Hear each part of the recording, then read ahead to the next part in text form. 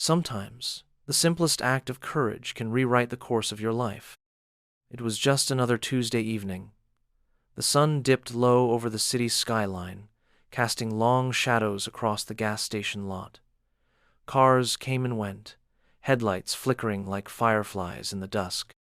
For Jake Miller, a single dad just off work, it was supposed to be a quick stop fuel, snacks for his daughter, and maybe a cheap coffee to keep him awake for the night shift.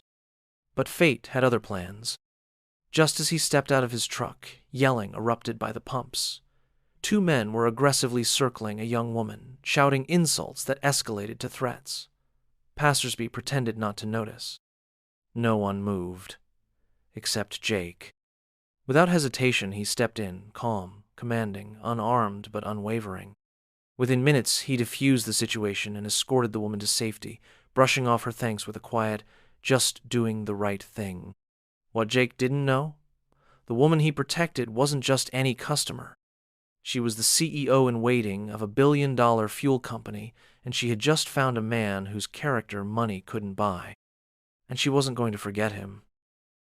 Jake Miller's hands were cracked from years of labor, palms weathered like old leather, his knuckles scarred from countless run-ins with stubborn bolts and engine blocks. He was the kind of man who fixed other people's cars before fixing his own, the kind who packed peanut butter sandwiches in brown paper bags and called it dinner. For Jake, every dollar mattered, and every hour at the auto shop was one step closer to keeping the lights on for his daughter, Lily. That night, exhaustion pressed down on him like the weight of the world. He'd just clocked out after a double shift and was heading home when the fuel light blinked its warning. He cursed under his breath. "Of course," he muttered. The truck, lovingly named Betsy, had seen better days. Jake pulled into a rundown gas station on the edge of town. Fluorescent lights flickered above cracked pavement, and the faint stench of gasoline hung thick in the air. He reached into his wallet, pulled out a crumpled 20, and climbed out of the truck. It was the last cash he had until payday. He barely took 3 steps before something felt wrong. A silver SUV screeched into the next pump, tires screeching. A woman jumped out early 30s, dressed like she belonged in a boardroom, not a grimy gas station. Jake noticed how her eyes darted, wary and wide. Then came the shouting. 2 men stumbled from a beat-up sedan. Loud, slurred. Something mean in their energy. One pointed at her. The other whistled crudely. Jake froze for a moment. Others around the lot turned away. A man at the next pump stared into his phone. A cashier behind thick glass never even looked up. Jake's jaw tightened. One of the men stepped closer. "Hey, sweet thing, where you headed?" The woman stepped back, clearly trying to defuse it. But they kept coming. One reached for her wrist. Jake didn't wait. He moved quickly, each step deliberate. His voice cut through the air, low but firm. "Hey, that's enough." The men turned, sizing him up like a threat they didn't expect. Jake didn't flinch. He wasn't a hero, wasn't trying to be. But some things you don't walk past. Jake's voice was steady, no yelling, just authority. "Hey, that's enough." The 2 men turned like wolves disturbed during a meal. One was tall, stringy with darting eyes and twitchy fingers. The other was broad, thick-necked, and clearly buzzed his flannel shirt stained, sleeves rolled up like he was ready to brawl. They looked at Jake, then at each other, and laughed. "Who the hell are you supposed to be?" the tall one sneered, stepping forward. Jake didn't blink. "Just someone who won't stand by and watch 2 punks threaten a woman." The woman brunette, sharp eyes masked by panic, clutched her phone like a weapon she didn't know how to use. Her other hand was clenched in a fist. "This ain't your business, man," the stocky one growled.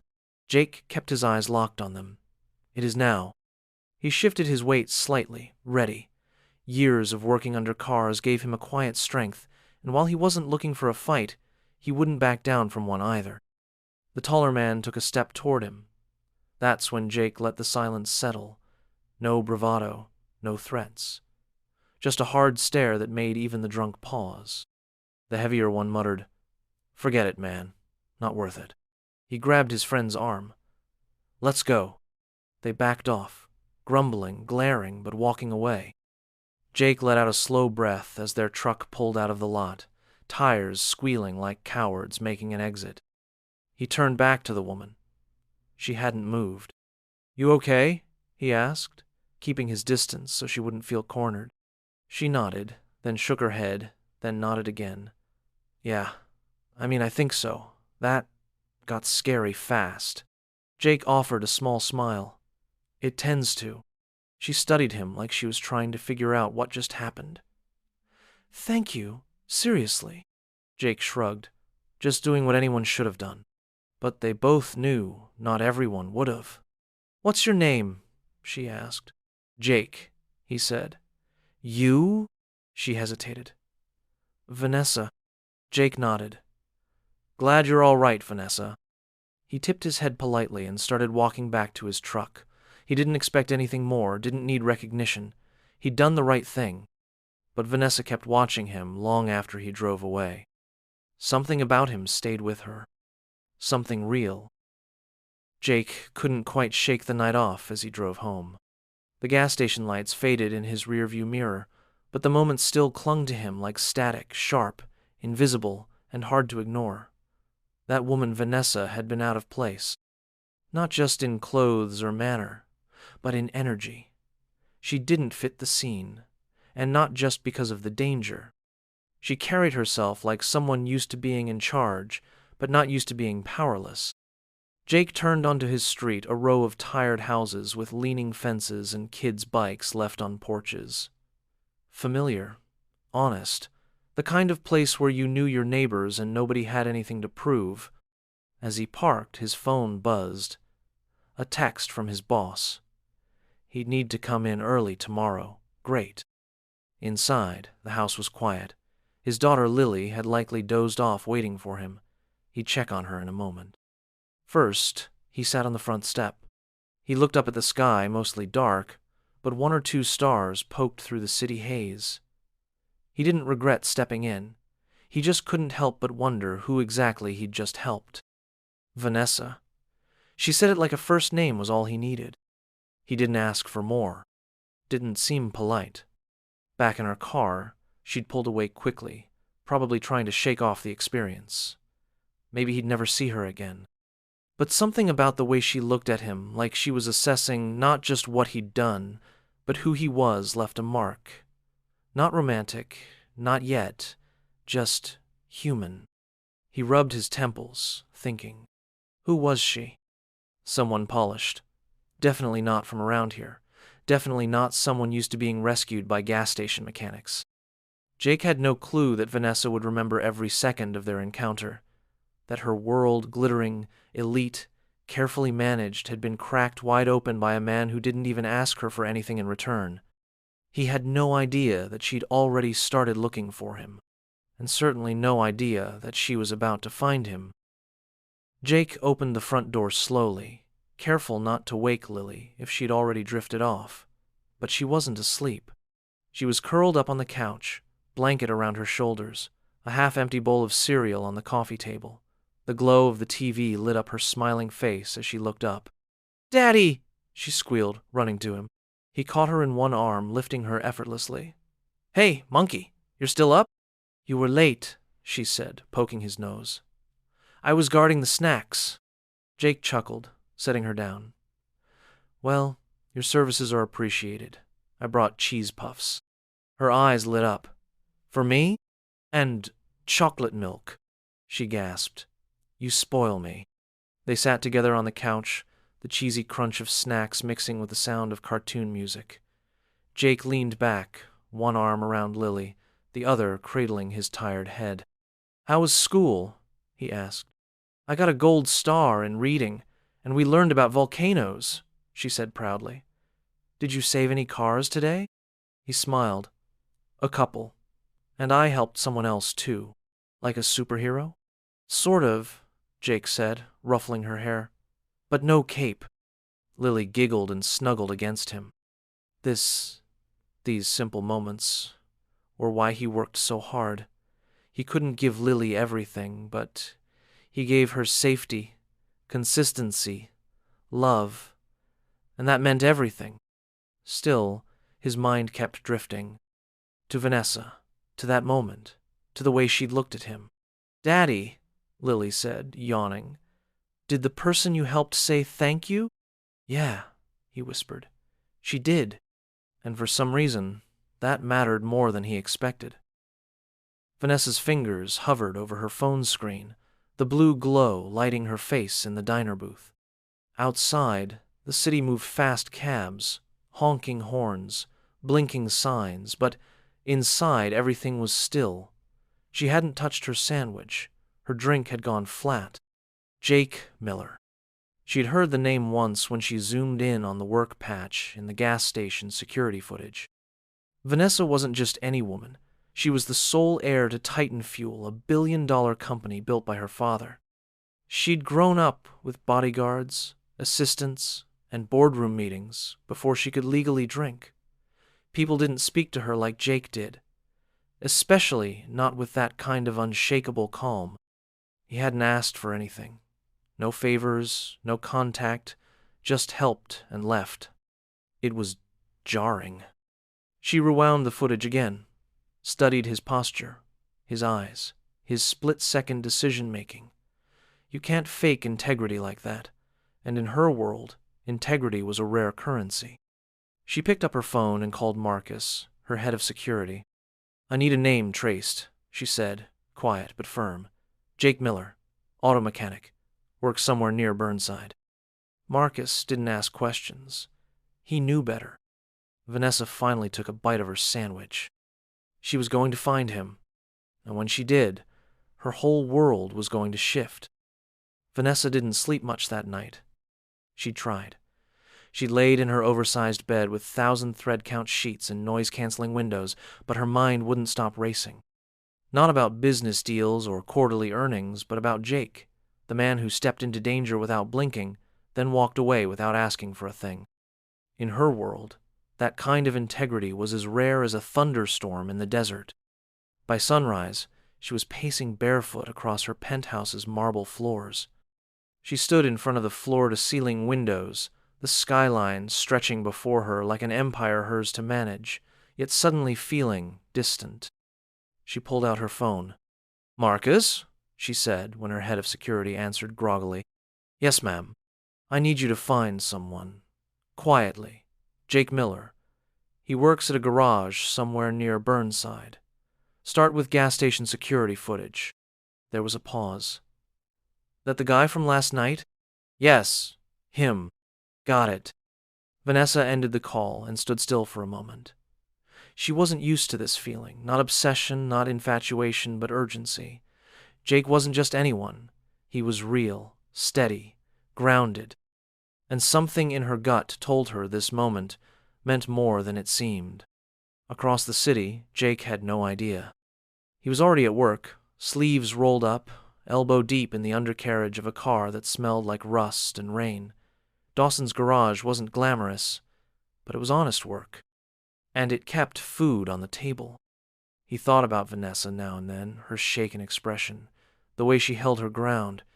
But once the confrontation was over, he'd figured that was it, two paths crossing briefly. Back at the penthouse, Vanessa's phone buzzed again. "Marcus." "I've got him. Jake Miller, 35, mechanic at Dawson's. Lives in Eastview Heights, widowed, one daughter, age 8. Vanessa nodded slowly, absorbing every detail. "Don't contact him," she said. "Not yet. I'll go myself." "You sure?" Marcus asked. "I can." "I said I'll go myself." She hung up. Vanessa stared down at the report on her screen. Jake's name in bold. Her father wouldn't approve. Her board would scoff. But she didn't care. Something told her this wasn't random. That gas station wasn't just an incident. It was the beginning of something much bigger. The smell of motor oil and rubber hung thick in the air as Jake wiped his hands with a shop towel, the radio playing classic rock in the background. The steady clatter of tools and revving engines was his daily soundtrack, comforting in its predictability. He was under the hood of a battered sedan when the garage's front bell chimed. Terry, the shop owner, glanced up from the service desk. "You got someone up front, Jake." Jake slid out from beneath the car, still tightening the last bolt. "Be there in a sec." He tossed the wrench into the tray, wiped his palms again, and walked into the front lot, only to freeze in place. Vanessa. She was standing there in a navy blue blazer, hair swept back, heels clicking on the cracked pavement. The same woman he'd helped 2 nights ago, now looking just as polished and just as out of place. He blinked. "Vanessa?" She smiled, a little nervously. "Hi. I hope I'm not catching you at a bad time." Jake raised an eyebrow. This is a working garage. Most times are bad." She laughed, softly. "Fair. I wanted to talk." Jake motioned toward the side of the lot. "Sure. Just maybe not in the path of flying lug nuts." They stepped around the corner, into a quieter space behind the shop. Jake leaned against the wall, arms crossed, still trying to wrap his head around what was happening. "You tracked me down," he said. "I did," she admitted. "Sorry if that's invasive. I wasn't trying to be weird." Jake gave a skeptical look. People usually don't go to this much trouble to say thank you. Vanessa sighed. "I know, but I couldn't stop thinking about it. About you." Jake tilted his head. "Why?" "Because you didn't ask for anything," she said. "Because you did something good and didn't expect a reward. In my world, that's rare." Jake looked at her, unsure what to say. Vanessa glanced away, then back. "I know it sounds strange, but I wanted to understand the kind of person who does what you did." Jake nodded slowly. "Well, here I am. Pretty simple guy." "You're not," she said quietly, "and I'd like to buy you a coffee. No strings. Just a conversation." Jake hesitated, but curiosity and something deeper pushed him to say, "All right, 1 coffee." The cafe Vanessa chose was tucked between a laundromat and a pawn shop, not exactly her usual scene, but when Jake suggested it, she didn't hesitate. He held the door for her like it was second nature, then ordered black coffee while she picked a chai latte and a pastry she wouldn't touch. They sat in a quiet booth by the window. Outside, the street bustled with traffic, but inside, it was warm and still mismatched furniture, chipped mugs, the kind of place where regulars were called by name. Jake leaned back, wiping grease from under his fingernails with a napkin. He was still in his work clothes, unbothered by the contrast between them. "This feel weird to you?" he asked, taking a sip. Vanessa smiled. "Completely," he chuckled. "At least we're on the same page." She leaned forward slightly, eyes soft. "Jake, the other night, you didn't know who I was." "Still don't really," he said. "Other than your name's Vanessa, and you apparently like showing up at people's jobs." She laughed. "Fair, okay. Full disclosure? I'm Vanessa Latimer. My family owns Titan Fuel." Jake raised an eyebrow. "Like the Titan Fuel?" She nodded. "All the stations, including the one where you stepped in." Jake let out a low whistle. "Well, damn. You clean up pretty well for royalty." Vanessa shrugged. "I've spent most of my life in boardrooms. Doesn't mean I've earned anything more than anyone else." Jake sipped his coffee. "So why tell me now?" "Because I didn't want to be dishonest, and because I think you deserve to know who you helped." He studied her for a long beat. "You think I'd have acted differently if I'd known?" She shook her head. "No, that's the point. Most people treat me differently when they find out who I am. You didn't. You still haven't." Jake leaned back. "Look, I don't know much about your world. Suits, investors, all that, not my scene. I fix cars. I raise my kid. I try not to screw it up." Vanessa looked at him like he was speaking a rare language, one she wished she was fluent in. "And yet," she said softly, "you might be the most grounded person I've met." The silence that followed wasn't awkward, it was full, charged. Jake cracked a small smile. So, what now? Vanessa smiled back. Now, we talk about what comes next. Jake wasn't used to fancy gestures or big proposals, especially not from women in heels who drove luxury cars and owned billion-dollar companies.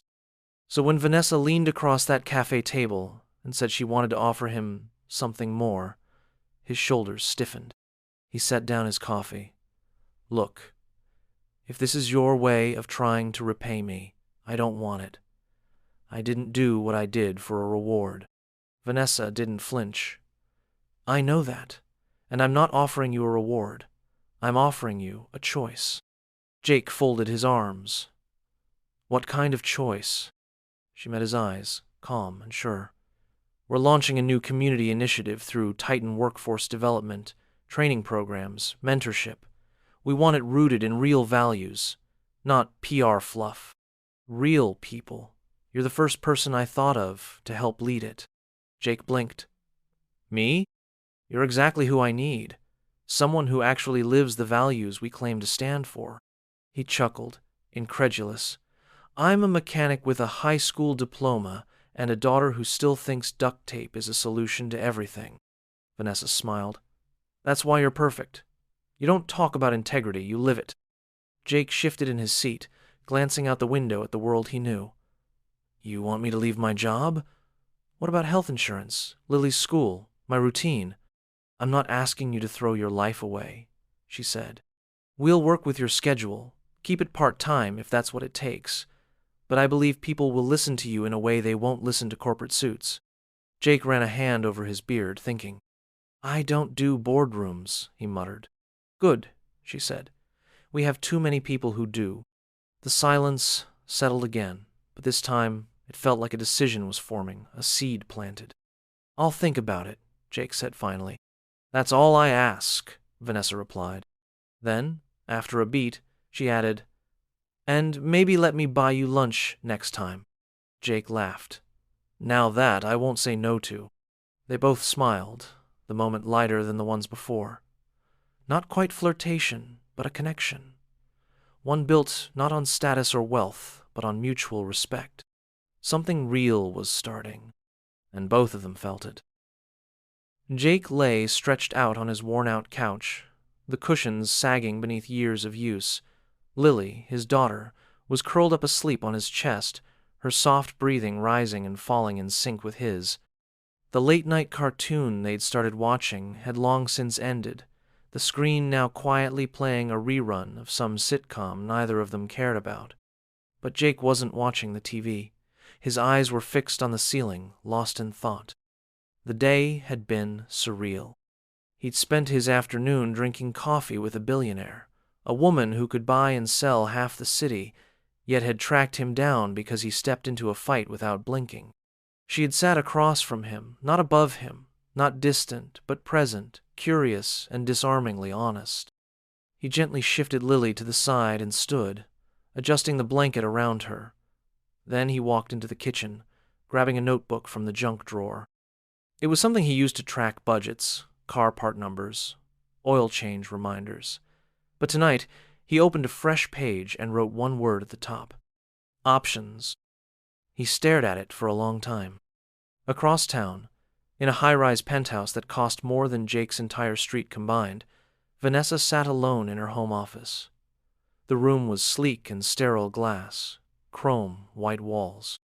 But her laptop was open to a page filled with notes from that afternoon.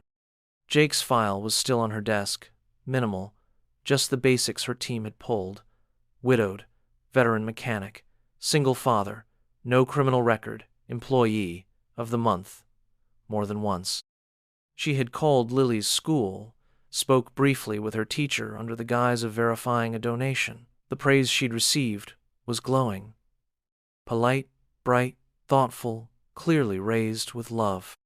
Vanessa smiled. She wasn't used to things being this simple. Normally, relationships, personal or professional, were tangled webs of expectations and power plays. But Jake? He made no demands. He asked no questions beyond what mattered. He simply acted. then walked away. She stood, walking to the window. The city glittered below her. Somewhere out there, he was tucking his daughter into bed. And he had no idea how much he'd already changed her world. Their lives were different, opposite in every measurable way. But somehow, for the first time in a long time, Vanessa felt grounded. And she wanted more. Jake lay stretched out on his worn-out couch, the cushions sagging beneath years of use. Lily, his daughter, was curled up asleep on his chest, her soft breathing rising and falling in sync with his. The late-night cartoon they'd started watching had long since ended, the screen now quietly playing a rerun of some sitcom neither of them cared about. But Jake wasn't watching the TV. His eyes were fixed on the ceiling, lost in thought. The day had been surreal.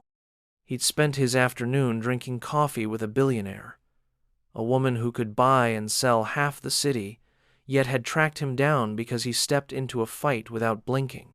She had sat across from him, not above him, not distant, but present, curious and disarmingly honest.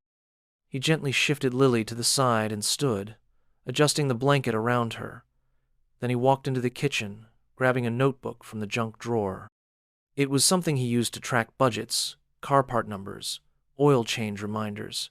But tonight, he opened a fresh page and wrote one word at the top: options. He stared at it for a long time.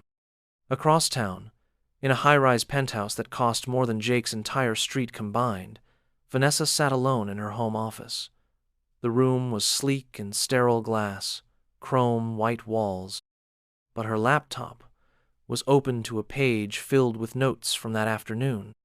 Jake's file was still on her desk, minimal, just the basics her team had pulled: widowed, veteran mechanic, single father, no criminal record, employee of the month more than once. She had called Lily's school, spoke briefly with her teacher under the guise of verifying a donation. The praise she'd received was glowing. Polite, bright, thoughtful, clearly raised with love. Vanessa smiled. She wasn't used to things being this simple. Normally, relationships, personal or professional, were tangled webs of expectations and power plays. But Jake? He made no demands. He asked no questions beyond what mattered. He simply acted, then walked away. She stood, walking to the window. The city glittered below her. Somewhere out there, he was tucking his daughter into bed, and he had no idea how much he'd already changed her world. Their lives were different, opposite in every measurable way. But somehow, for the first time in a long time, Vanessa felt grounded, and she wanted more.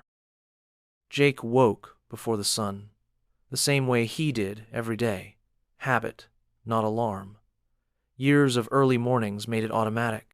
He poured himself a cup of coffee, instant, lukewarm, and far from fancy, but it did the job. Lily was still asleep, tangled in her blanket like a burrito, breathing softly. He smiled at the sight and let her rest. As he sipped his coffee, his eyes drifted back to the notebook from the night before. The word options stared at him, stark in ink. He'd never had many of those. Most of his life had been reactionary, responding to loss, to hardship, to whatever life threw at him. When Lily's mother passed, everything changed. He hadn't had time to grieve properly, just jumped into the deep end of fatherhood and survival. Now, here was Vanessa, wealthy, confident, stepping out of another world entirely, yet she looked at him like he mattered, like his voice could carry beyond oil changes and socket wrenches. He rubbed the back of his neck. Could he really leave the garage? Meanwhile, Vanessa's day began inside a sleek boardroom with 15 executives staring at quarterly charts. She nodded at the right times, asked sharp questions, but her mind kept circling back to Jake. Between budget forecasts and ad campaigns, she found herself wondering if he was thinking about the offer. After the meeting, she slipped away to her private office and made a call. "Jake Miller," she said when the receptionist answered. "Tell him Vanessa called. No pressure, just checking in. Back at Dawson's garage. Jake was elbow-deep in a tune-up when Terry handed him the message slip. Jake read it, smiled faintly, and pocketed the paper. Later that afternoon, he picked Lily up from school. As they walked hand in hand to the truck, she said, "My teacher asked about you today." "Oh yeah?" Jake said. "What'd she want to know?" "She said she hopes I grow up to be as kind as my dad." Jake felt a lump in his throat. He helped her buckle in, then paused. Maybe this was the right time. Maybe he was the kind of man who could lead something bigger, not just for himself, but for Lily. The idea wasn't just planted anymore. It was beginning to take root. The next time Jake saw Vanessa, it wasn't in a coffee shop or on the garage lot. It was in a community center. The city had thrown together a business civic mixer, one of those awkward events with stale cookies, folding chairs, and people wearing name tags. Jake had only shown up because Terry convinced him to get out and shake a few hands. Normally, he'd dodge anything involving fluorescent lighting and half-hearted speeches, but something told him tonight might matter. He wasn't wrong. Vanessa was there. Not behind a podium, not hidden behind handlers. Just there, talking to a group of teens about mentorship programs, listening more than speaking, wearing jeans, a blazer, and sneakers, still polished, but real. When she saw Jake enter, something in her face lit up, not just recognition relief. Jake gave a small nod and walked over, greeting a few locals along the way. When they met near the refreshment table, he smiled. "Didn't expect to see you here in the land of overcooked meatballs and budget coffee." Vanessa grinned. "This is where change happens, right? Under terrible lighting." They sat near the back, half watching the speaker up front drone on about tax incentives. Jake leaned over. "So, you still recruiting me?" Vanessa didn't look at him when she replied, "Only if you're still considering." He looked down at the half-empty paper cup in his hand. "I am." She turned to him, more serious now. "Jake, I meant what I said. I don't want to throw you into a world that doesn't fit. I want to build something with you, from the ground up. Real programs, real people, not PR, not optics." Jake studied her face, saw no angle in her words, no game. Just sincerity.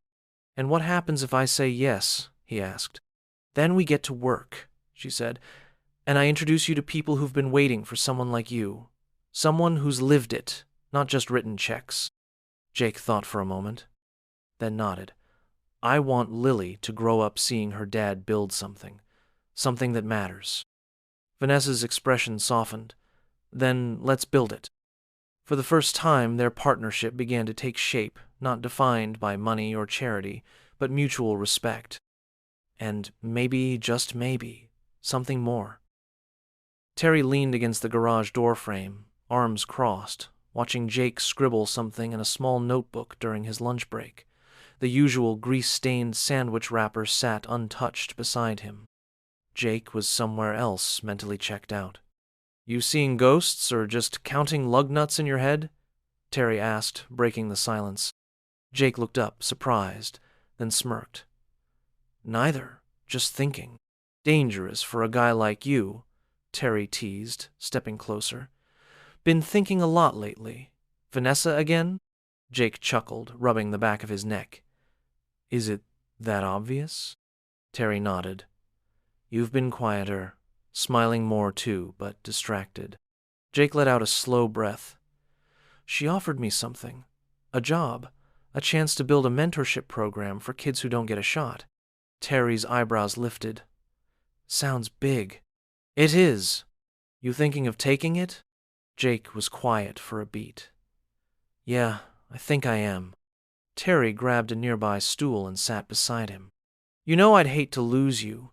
You're the best damn mechanic I've got. But if you've got a chance to make a real difference for more than just carburetors and timing belts, then I'd be a fool to talk you out of it." Jake looked at his friend with genuine appreciation. "Thanks, man. Besides," Terry added, "we both know Lily's gonna need someone teaching her how to run the world one day. Might as well start with her old man setting the example." Jake laughed, a real one, full of warmth. You're not wrong. The rest of the day moved faster. Jake worked through a transmission rebuild while his thoughts simmered with possibility. He kept picturing classrooms, kids, chances to give them what he never had: guidance, patience, purpose. That evening, he sat across from Lily at the kitchen table while she did her homework. "Hey, kiddo," he said between bites of leftover pasta. "What would you think if I worked somewhere new? Helped teach people things instead of just fixing cars?" Lily thought for a moment. "Would we still have bedtime stories?" "Every night," Jake promised. She grinned. "Then I think it sounds cool." That was all he needed. Jake looked out the window into the darkening sky and nodded to himself. It was time to step forward. Time to say yes. 3 weeks later, the world looked a little different for Jake Miller. The garage was still there. His toolbox still sat in its usual spot, oil-stained and filled with a decade of muscle memory. But Jake had traded his coveralls for a button-down shirt sleeves rolled to his forearms, name badge clipped to his chest: Jake Miller, Program Director, Titan Fuel Foundation. The job didn't come with a corner office. That wasn't his style. Instead, he worked from a converted classroom in a community center, surrounded by whiteboards, beat-up desks, and eager young faces looking for guidance. And Jake showed up for them the way he always had: steady, honest, unfiltered. Today was the program's official launch, a pilot mentorship and trades training initiative for underserved teens. There were cameras, of course, journalists, city officials. But Jake kept his speech short. "I'm not here to be a hero," he told the crowd. "I'm just here to be what I needed when I was your age. Someone who listens. Someone who doesn't give up on you." The applause was genuine. In the back of the room, Vanessa watched quietly. She didn't want to make it about her, even though half the press releases mentioned her name. This moment belonged to Jake and the kids. Later, as the guests filtered out and folding chairs were stacked, Jake found her by the refreshment table, nursing a cup of coffee. "Was it everything you pictured?" she asked. Jake gave her a sideways smile. "Better. I still can't believe this is real." "It's real," she said, "because you made it real." They stepped outside into the golden afternoon sun. For a moment, they stood in silence, watching as some of the students lingered on the steps, laughing and trading phone numbers like they'd known each other for years. Vanessa turned to him. "You ready for what comes next?" Jake looked at her, eyes steady. "I think I am. But I'll be honest, I didn't expect any of this. Not just the job. You." Vanessa smiled. "Neither did I. But sometimes the best things in life start with someone doing the right thing when no one's looking." He nodded. "So, where do we go from here?" She took a step closer. "Wherever we want." Their hands brushed. Neither one pulled away. The sun dipped low over the neighborhood park, casting long, amber streaks across the playground and basketball court. Jake stood beside a grill, flipping burgers, while Lily chased a soccer ball with a group of other kids. Music played from a Bluetooth speaker nearby, laughter floated in the breeze, and the smell of charcoal and summer filled the air. It was the first community cookout, hosted by the Titan Youth Initiative, Jake's initiative. What had started as a program launch had become something bigger, faster than anyone expected. Teens were signing up. Volunteers were showing up. Support was pouring in from unlikely corners of the city. And Jake? He hadn't just found purpose. He'd built a second home, not with bricks, but with people. Vanessa arrived just as he was handing out hot dogs to a line of hungry kids. She wore jeans, sneakers, and a t-shirt with the program logo printed across the front. She looked less like a billionaire and more like one of them, and that was exactly the point. Jake handed her a plate. "You're late." She grinned. "Fashionably." Board meeting ran long. "Let me guess, more talk about whether this program is scalable." Something like that.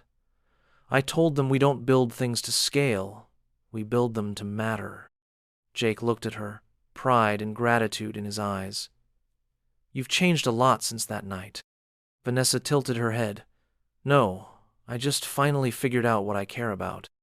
They stood together in comfortable silence as the kids ran by, Lily waving at both of them with a chocolate-stained grin. She had her dad's eyes and her mother's light. Jake smiled softly as she disappeared behind the ice cream table. You know, he said, I used to think my life was always going to be survival mode, just grinding through. Now, it feels different. It feels like I'm actually living. Vanessa turned toward him, voice low. You saved me that night, Jake. But it's not just what you did, it's who you are. You reminded me that power doesn't come from money. It comes from character. Jake stepped closer, gently brushing her hand. And you reminded me that not all suits are hollow. They laughed, a soft, shared joy between them. Then, without pretense, he kissed her quiet, tender, real. The kind of kiss that didn't shout, but promised. A new beginning. And this time, they were walking into it together.